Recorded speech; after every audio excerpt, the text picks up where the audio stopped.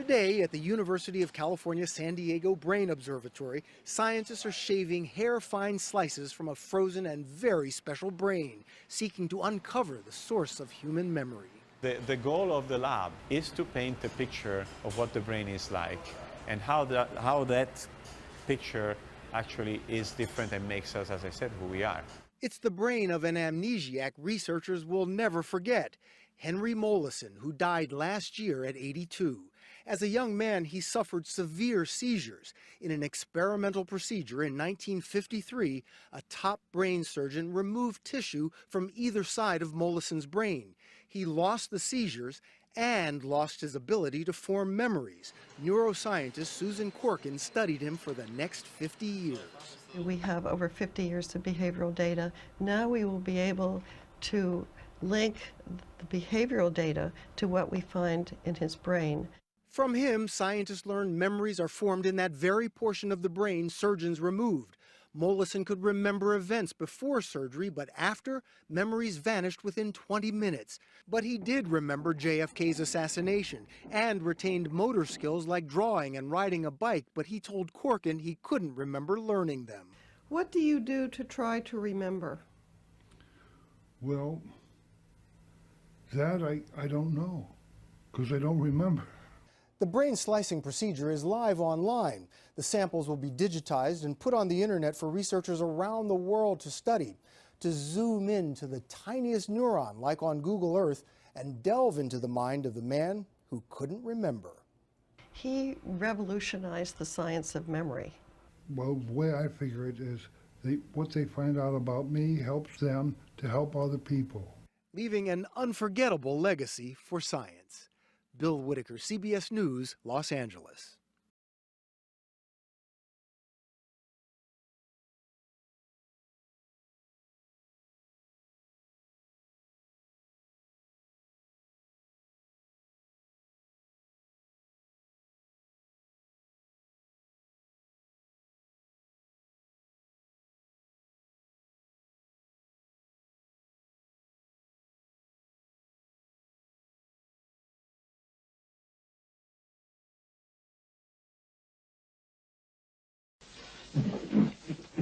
So how are you feeling this morning? I'm conscious for the first time.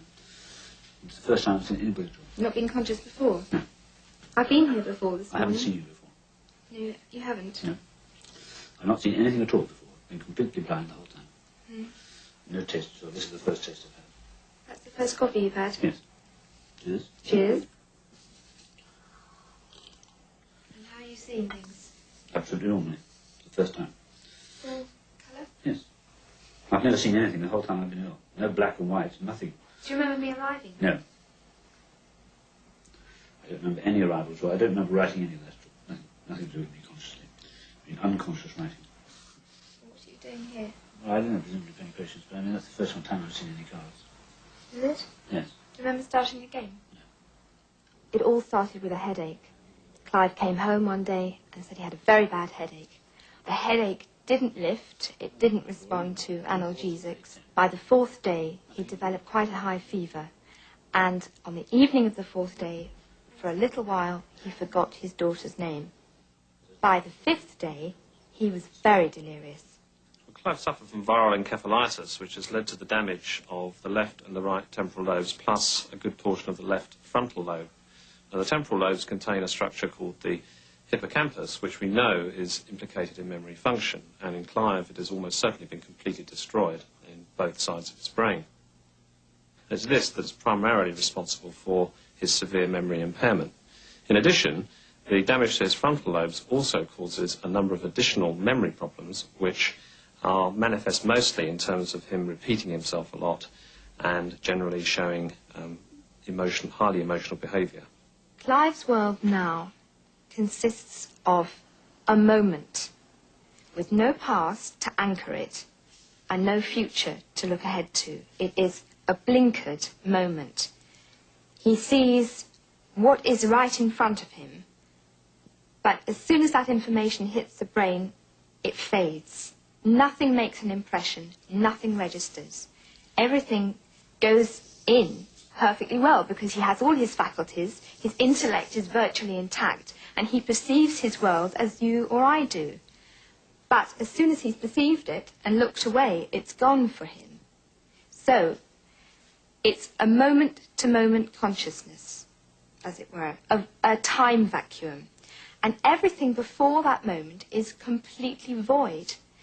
And he feels as if he's awakening afresh the whole time.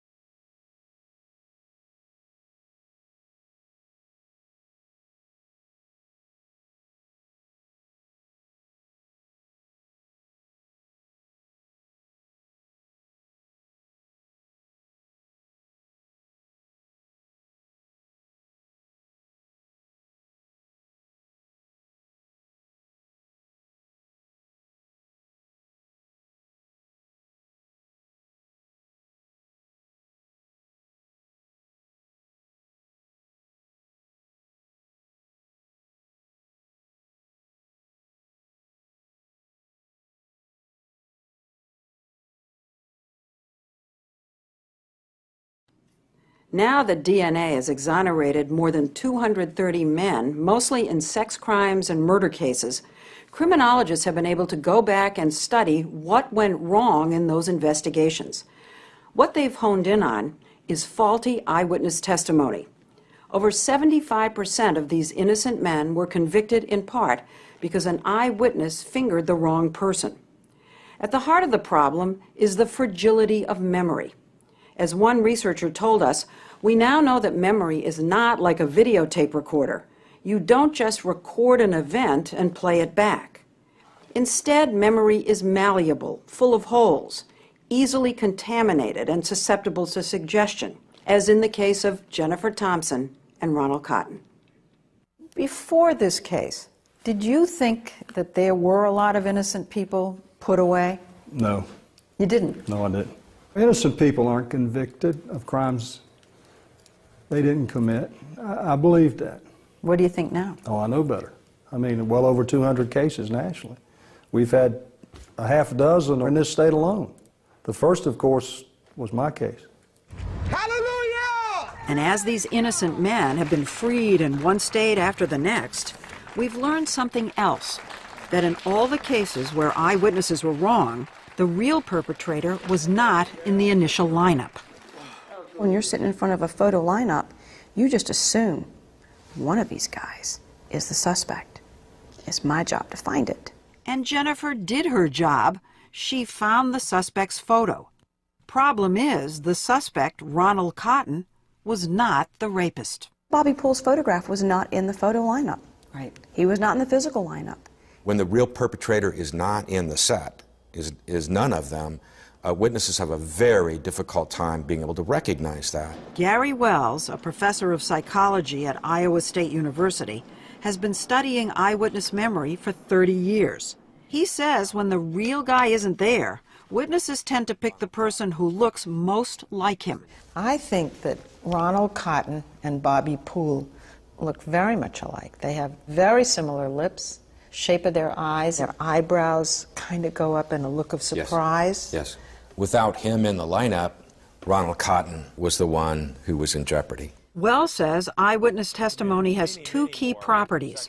One, it's often unreliable, and two, it is highly persuasive to jurors. I can see why it's so persuasive. Someone says, I was there. You'd believe that person. You believe that person because they have no reason to lie. Yeah. The legal system is set up to kind of sort between liars and truth tellers, and it's actually pretty good at that. But when someone is genuinely mistaken, the legal system doesn't really know how to deal with that, and we're talking about a genuine error here. He walked us through what went wrong, some of it counterintuitive. When Jennifer spent 5 minutes studying the photographs, she and Detective Galden thought she was being careful. I didn't want to come across, I don't think, as somebody who was like, that's the one. I really wanted to be sure. Wells says no good. Recognition memory is actually quite rapid. So we find in our studies, for example, that if somebody's taking longer than 10, 15 seconds, it's quite likely that they're doing something other than just using a reliable recognition memory. So you're saying if she really recognized the guy, it would have been almost instantaneous. Quite quick, yes. He says a better way would have been to show Jennifer lineup photos or people one at a time, so that she would compare each one directly to her memory rather than to one another. Wells showed me a study in which more than 300 subjects were shown deliberately shaky videotape of a simulated crime. You look out a window and you see some suspicious behavior. What happens is we tell them later then, this person that you saw right there put a bomb down the air shaft there. Then subjects are shown a lineup and asked to identify the bomber. That would be so hard. And Very I difficult. just saw it. And of course, you're particularly cautious right now. You know now, after we've talked, probably not to pick anyone. No, actually, I actually know who it is because if I had come upon that, I think it's this guy. Am I wrong? Am I wrong? Yeah. I'm wrong? Yeah. Okay, so there you go. And I'm already saying how hard it is. It's none of them. It's none and of it's them. it's so, and you Isn't know that about bizarre? it. You know about this. We've talked about this. So this is the difficult. This is what makes it so difficult. Look what you just did to me. Yeah. I'm mortified. I feel like Jennifer. Wells says in real life, the mistake is often compounded by what happens next. Remember the seemingly innocent information Jennifer says she got from police after she picked Ronald Cotton out of the physical lineup? That's the same person you picked out in the photo lineup.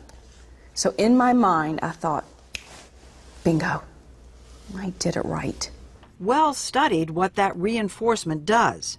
After half his subjects did what I did, picked an innocent person from this lineup, he told them nothing, then asked them questions about what they had seen. Very few felt highly confident about their choice. Only about 4% are saying they had a great view, which is good because we gave them a lousy view. Only about 3% are saying they make out details of the face. That also is good because they really couldn't. But he told a second group of subjects, after they made the same incorrect choices, good, you pick the suspect. Now what happens is almost 45% of witnesses now report that they were positive or nearly positive. Notice that over 1/4 of them now say they had a great view. And this is really what happened to Jennifer. It is what happened with Jennifer. What this seems to be saying is that a reinforcement alters memory. It does. Dramatically. It does. He says the solution is to have someone independent administer the lineup, someone who doesn't even know who the suspect is, and certainly not the detective on the case. You shouldn't have been there. I shouldn't have been there. No. But nobody did anything wrong. I mean, that Well, was no, the that was practice. the common practice then. It was the tradition. It was how it was done then. Law enforcement wasn't schooled in memory. We weren't schooled in protecting memory, treating it like a crime scene, where you're very careful, methodical about what you do and how you use it. I mean, we weren't taught that in those days. But none of these errors explains perhaps the most puzzling part of this story, how it is that Jennifer could see Bobby Poole in the courtroom and not realize her mistake. You're looking into the face of the man who raped you, whose face you had studied so intently. Yes. And there's no flicker, nothing between you and Bobby Poole. Nothing. Nothing. And I've gone back there many times trying to think, was there ever a moment? Did I ever look at him and think, and I didn't. Elizabeth Loftus is a professor of psychology and law at the University of California, Irvine, and an expert in memory.